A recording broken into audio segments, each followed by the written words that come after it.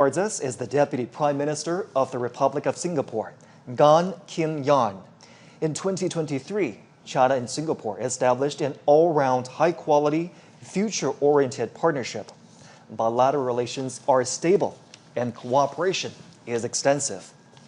During World War II, Japan invaded Singapore on February the 15th, 1942. While the occupation lasted for 3 years and a half. Singapore has designated every February 15th as its Total Defense Day. It's a day when the nation commemorates its sacrifices during the war. On the red carpet now is Maria Fernanda Ley, President of the National Parliament of the Democratic Republic of Timor-Leste. China and Timor-Leste enjoy traditionally friendly relations. Timor-Leste announced its independence on May 20th, 2002. China established diplomatic relations with Timor-Leste on that same day. And in 2023, the two countries elevated bilateral ties to a comprehensive strategic partnership. They reached consensus on the overall direction to build a China-Timor-Leste community with a shared future in July last year. And this February, the first direct flight was launched between the two nations. Now comes Jorge Rodriguez, President of the National Assembly of the Bolivarian Republic of Venezuela. China and Venezuela are good partners that seek mutual trust and common development. The two nations enjoy an ironclad friendship. China and Venezuela elevated their ties to an all-weather strategic partnership in 2023. Both sides maintain frequent exchanges at all levels and have witnessed a growing trade volume. Next is the acting president of the Republic of the Union of Myanmar, Min Aung Hlaing. China and Myanmar enjoy long-standing friendship.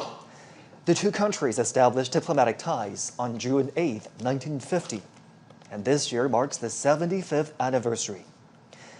The two countries have steadily advanced their friendly relations. They are actively building the China-Myanmar community with a shared future. During World War II, Chinese expeditionary forces fought Japanese aggressors in Myanmar, then known as Burma. They safeguarded the passage to southwestern China and supported the people of Myanmar in their fight for independence. And next is Speaker of the National Assembly of the Republic of Korea, AQ1G, and his wife. China and South Korea are neighbors and cooperative partners. The two countries established diplomatic ties in 1992 and elevated relations to a strategic cooperative partnership in 2008. China is the largest trading partner of South Korea. South Korea is the second largest trading partner of China. The two countries have 228 pairs of sister provinces and cities. The Chinese people fought side by side with the Koreans to resist Japanese aggression and colonialism. The old site of the Provisional Government of the Republic of Korea has been preserved in China. Next is President of the Republic of Maldives, Mohamed Muizzu. The president made his first state visit to China in January 2024 and was the first foreign leader to visit China that year.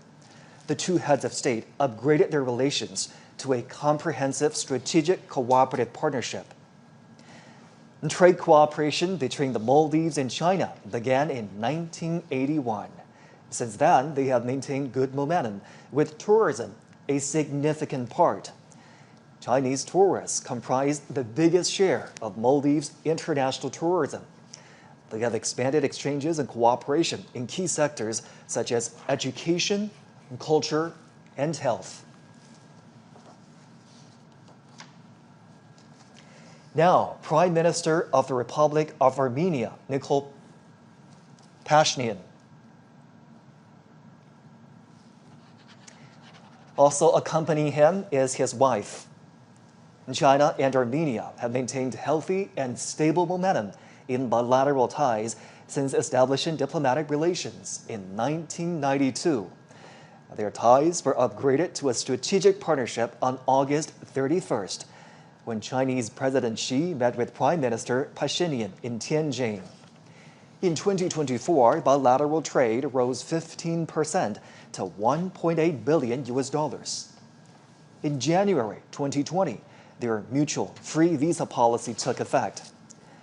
The two nations enhanced their connectivity by launching their first direct civilian flights in September 2024. Walking on the red carpet right now is the Prime Minister of the Slovak Republic, Robert Fico. In 2024, he paid a visit to China as the two sides celebrated the 75th anniversary of diplomatic ties. And during that visit, China and Slovakia elevated their relations to a strategic partnership. China and Slovakia have maintained a positive momentum in the development of their relations and steadily expanded their cooperation in various fields. Slovakia was a guest of honor in the fourth China Central and Eastern European Countries Expo in Zhejiang Province this May. And as the Second World War dragged on, the Slovaks launched a resistance movement against Nazi Germany. With unremitting courage and determination, the Slovakian people contributed to victory in the world anti-fascist war. If you're just joining us here on CGTN, you're looking at live pictures of the Tiananmen Gate near Tiananmen Rostrum, where international dignitaries have been arriving. We've been tracking the arrival of heads of state and government for you right here on CGTN. And the motorcades keep pulling up. International dignitaries are arriving at the red carpet rolled out in their honor. And some of the guests attending today's commemoration previously attended the Shanghai Cooperation Organization Summit in Tianjin, which just concluded in the northern port city. And in that summit, the leaders jointly issued the Tianjin Declaration. Now comes the president of Mongolia, Ukhna Hurosa, and his wife. China's land border with Mongolia is the longest at 4,710 kilometers. The two countries have been deepening mutually beneficial cooperation over the past 70 years since they established bilateral ties. They have achieved a rapid development and significant outcomes in relations in more than 2 decades. China has been Mongolia's largest trading partner and investor. Bilateral trade reached over $18 billion in 2024, 10% higher than the previous year.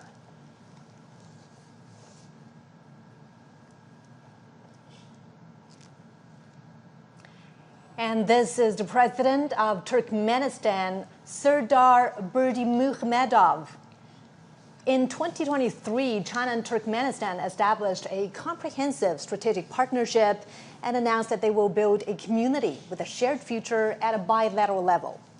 Trade volume has reached nearly $5 billion in the first half of this year. China and Turkmenistan have jointly built 3 gas pipelines connecting China and Central Asia. Cultural exchanges between these two countries are frequent. The Chinese language is taught in elementary and middle schools in Turkmenistan. On the red carpet now, our first Secretary of the Central Committee of the Communist Party of Cuba and President of the Republic of Cuba, Miguel Diaz-Canel, and his wife.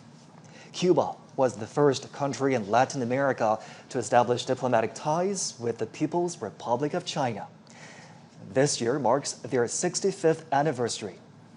In the past 65 years, China and Cuba have always trusted and supported each other, setting an example for unity and cooperation between socialist countries and mutual assistance with sincerity among developing countries. In World War II, Cuba provided military support and supplies to the Allied forces. Now on the red carpet is President of the Kyrgyz Republic, Sadir Japarov. China and Kyrgyzstan are connected by mountains and rivers, and the two peoples are connected heart to heart. Their relations have seen great development in recent years. In 2023, the two countries established a new era all-round strategic partnership and announced the building of a China